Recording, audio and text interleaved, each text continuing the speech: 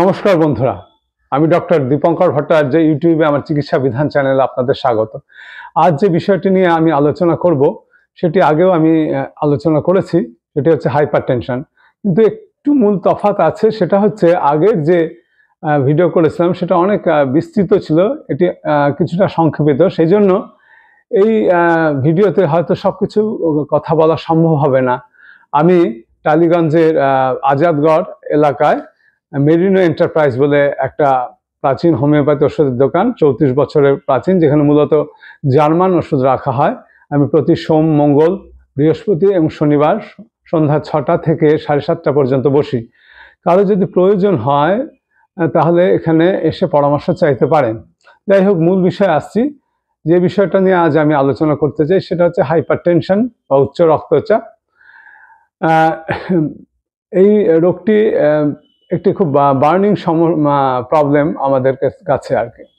এখন এর জন্য এই যে হাইপারটেনশন, তার বিভিন্ন কারণ হতে পারে। যেমন হচ্ছে, দেখা যাচ্ছে যে বেশিরভাগ ক্ষেত্রে হচ্ছে এসেনশিয়াল হাইপারটেনশন, বাবা মার হাইপারটেনশন আছে বা উচ্চ রক্তচাপ আছে, তার জন্য হচ্ছে। তাছাড়া দেখা যাচ্ছে সেডেন্টারি লাইফ, একদম অলসভাবে জীবন কাটাচ্ছে সেটা, এবং যদি অত্যন্ত ওয়েট বেড়ে যায়, মোটা হয়ে যায়, সেক্ষেত্রে হাইপারটেনশন হওয়ার খুব সম্ভাবনা থাকে। তাছাড়াও দেখা যাচ্ছে যদি আমরা এক্সারসাইজ একদম না করি, খাদ্যাভ্যাসে যদি গন্ডগোল থাকে, যদি অতিরিক্ত চর্বি জাতীয় জিনিস, মাছ মাংস অতিরিক্ত খাই, তাহলে এই হাইপারটেনশন হতে পারে। তাছাড়া যদি অতিরিক্ত মদ্যপান, ধূমপান ইত্যাদি করা যায়, তাহলেও হাইপারটেনশন হতে পারে। তাছাড়া দেখা যায় যে কিছু কিছু রোগ, যেমন ডায়াবেটিস, ক্যান্সার, এগুলোর সাথে হাইপারটেনশন খুবই যুক্ত থাকে।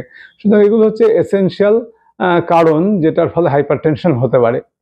এছাড়া দেখা যাচ্ছে যে হাইপারটেনশন হলে কতগুলো লক্ষণ আছে, যেমনি বুক ধড়ফড় করতে পারে, তাছাড়া দেখা যায় যে বুকে ব্যথা করতে পারে, বিশেষ করে বাঁদিকে ব্যথা। তাছাড়া বাঁ হাত জুড়ে ঝিনঝিন হতে পারে, ব্যথা হতে পারে। তাছাড়া দেখা যায় যে অনেক সময় মাথা ধরে, ঘাড় ব্যথা করে। এছাড়া নিঃশ্বাসের কষ্ট হতে পারে, অনিদ্রা একটা বড় কারণ হতে পারে। তাছাড়া দেখা যায় যে ঘন ঘন পেচ্ছাপ অনেক সময় হয়। এইসব হচ্ছে বিভিন্ন লক্ষণ। এখন চিকিৎসার ক্ষেত্রে যদি আসি, হোমিওপ্যাথি চিকিৎসার ক্ষেত্রে হঠাৎ করে যদি তীব্রভাবে প্রেশার বেড়ে যায়, তাহলে অ্যাকোনাইট ন্যাপ বা অ্যাকোনিটাম নেপ্লাস 200 ব্যবহার করা যেতে পারে। আমি বহু ক্ষেত্রে এটা দিয়ে খুব ভালো ফল পেয়েছি, এবং রিপিটেড ডোজ দেওয়া যেতে পারে। এছাড়া আরও যে ওষুধগুলো ব্যবহার হয় সেগুলো হচ্ছে কার্বোভেজ, যেখানে গ্যাসের কারণে হঠাৎ করে প্রেশার বেড়ে গেছে, সেখানে কার্বোভেজ 200 এটা ব্যবহার করা যেতে পারে। মোটামুটি 3-4 বার এটা ব্যবহার করা যেতে পারে। তাছাড়া দেখা যায় যে গ্লোনোইনাম 30 হাই প্রেশারের ক্ষেত্রে একটা খুব ভালো ওষুধ। এছাড়া ল্যাকেসিস 200, এটিও খুব ভালো ওষুধ। যেখানে দেখা যায় একটু ডিপ্রেশন আছে, তার সাথে হাইপারটেনশন আছে, বুকে ব্যথা আছে, সেক্ষেত্রে ল্যাকেসিস 200 ভালো কাজ করে।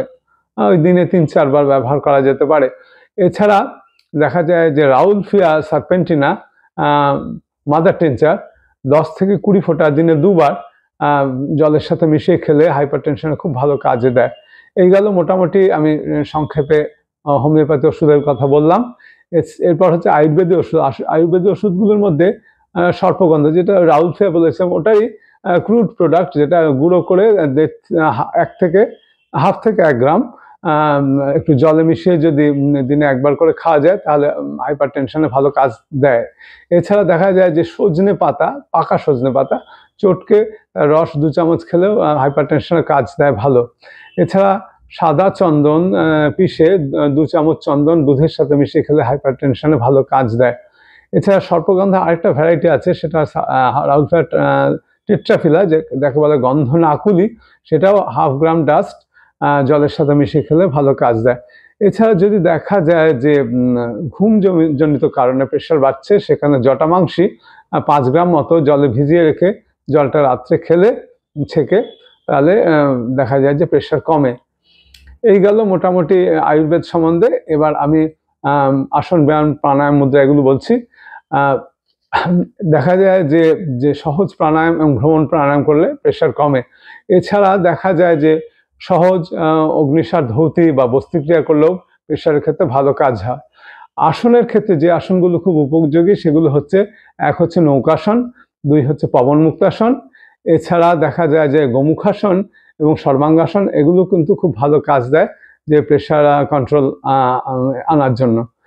এছাড়া দেখা যায় যে মুদ্রার ক্ষেত্রে কয়েকটা মুদ্রা খুব উপযোগী, আমি জাস্ট দেখাচ্ছি। একটা হচ্ছে এইটা হচ্ছে জ্ঞান মুদ্রা।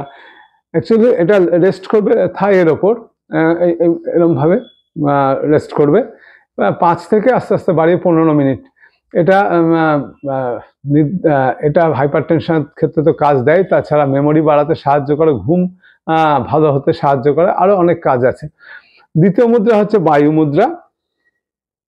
এটা ওই 5 থেকে শুরু করে 15 মিনিট পর্যন্ত সোজা হয়ে বসতে হবে। সুখাসনে বসা যায়, পদ্মাসনে বসা যায়, বা সোজা স্ট্রেট হয়েও বসা যায়, পায়ের নিচে একটা আসন থাকবে। 5 থেকে আস্তে আস্তে বাড়িয়ে 15 মিনিট পর্যন্ত করা যায়। এইটা জাস্ট রেস্ট করবে থাইয়ের ওপর।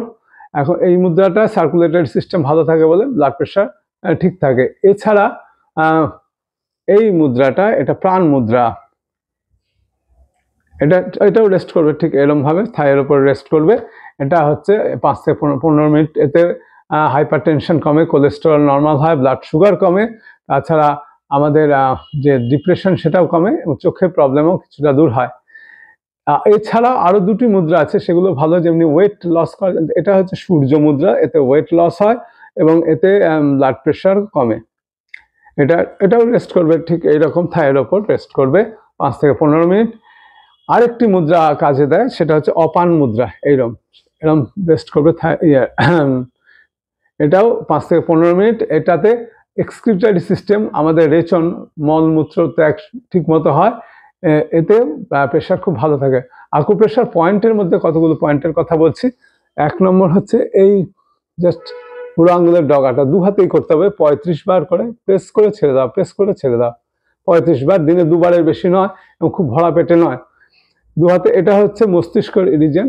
দ্বিতীয় হচ্ছে এইটা, এটা হচ্ছে ক্রেনিয়াল নার্ভস, যে বুড়ো আঙ্গুলের এই যে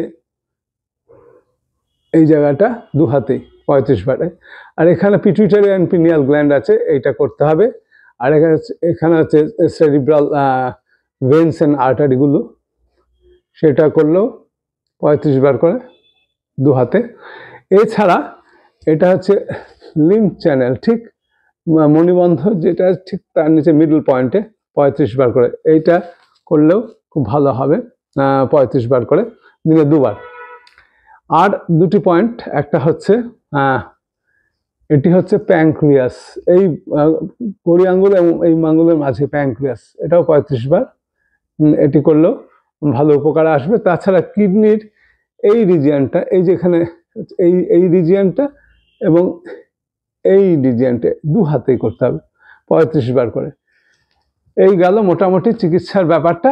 যদি ভালো লাগে আপনাদের সুচিন্তিত মতামত দেবেন। নমস্কার।